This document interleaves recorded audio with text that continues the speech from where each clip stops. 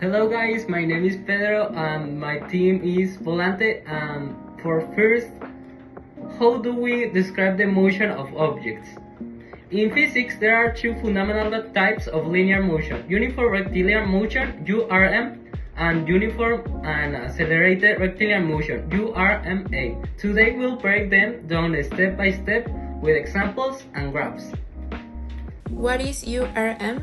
URM, or uniform rectilinear motion, occurs when an object moves in a straight line at a constant speed.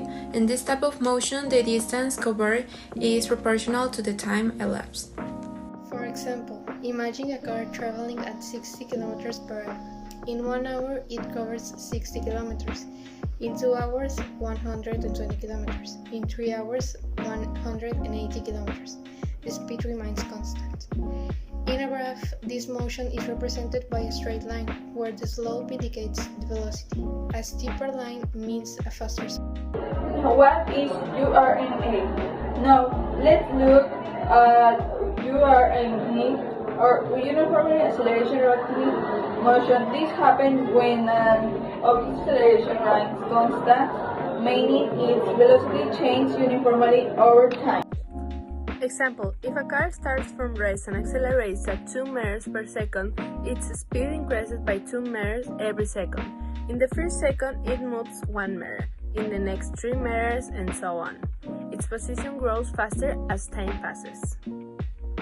In a graph, this motion forms a parabola because the distance increases quadratically with time.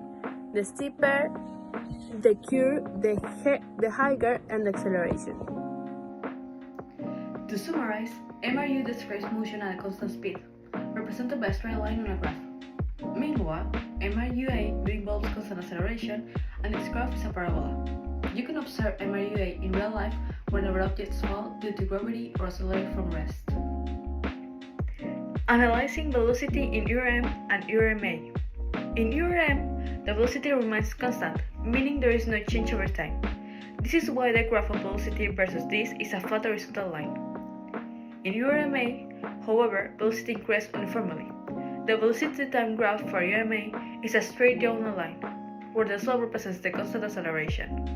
This graph helps us visualize the difference in motion and predict the object's future behavior based on its velocity or acceleration.